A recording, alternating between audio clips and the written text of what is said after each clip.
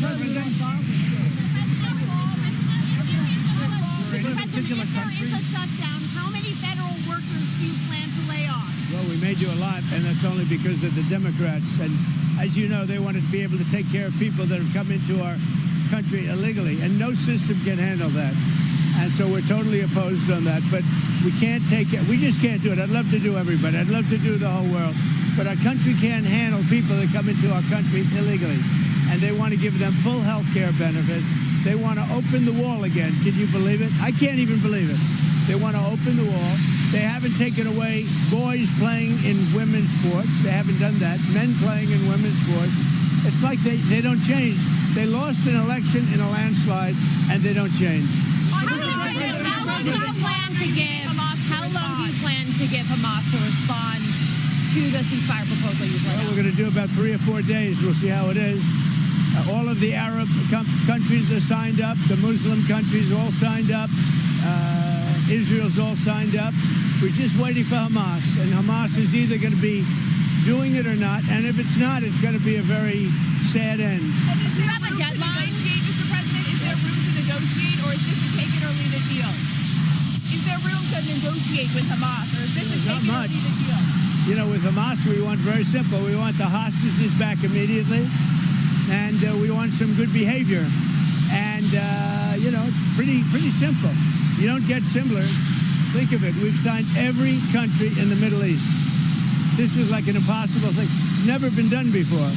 This is more than Gaza. Gaza was big stuff. But Gaza is a piece of it. And if they reject the deal, you said that Israel has your backing to do whatever they need to do. What do you envision that looks like? Let them go and do what they have to do. They can do it pretty easily. I would let them go and do what they have to do. You know, we've killed about 25,000 Hamas. So certainly they paid a big price for October 7th. And this is a whole new group. You know, they come in and they come in and they keep coming. But this is a whole different group. And their leadership has been killed 3 different times. So they paid a big price. We hope that they're going to have a nice, calm life. Maybe it won't happen. But if it does, it'll be one of the greatest things ever to happen. We'll have actual peace in the Middle East.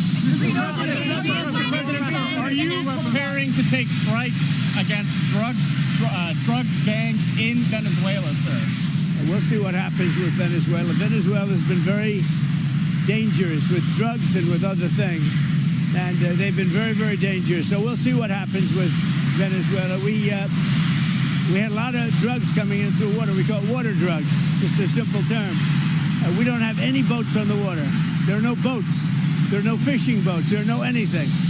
So we hit a number of boats. You probably saw that. And since we did that, we have absolutely no drugs coming into our country via water because it was lethal.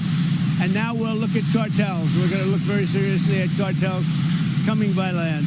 What do you plan to tell the Department of War in this address? Why gather all the generals in one place for a speech? Well, this is only an esprit de corps. You know what esprit de corps is? This is only a spirit.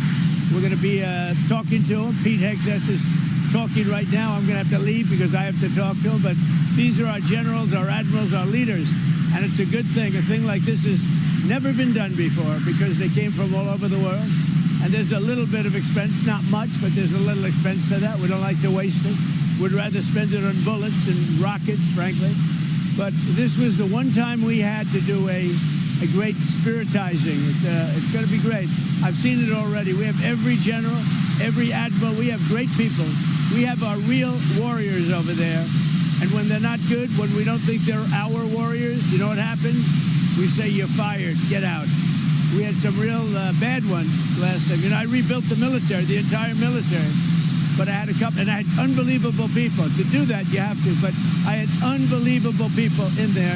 But I also had some bad ones at the top, like Milley and Mattis and that Jesper. I called him too. Always too late, Jesper. He was horrible. So, but I learned because you know I was just in there, and I put these people in. They were recommended by rhinos and others, and they're not good. What we have now is the best. But even despite that, I rebuilt the military in my first term. We had a great first term. We had the greatest economy ever, and it's being beaten by a lot this time. So I'm going over. I'm going to be meeting. I'm going to be meeting with generals and with admirals and with leaders. And if I don't like somebody, I'm going to fire him right on the spot.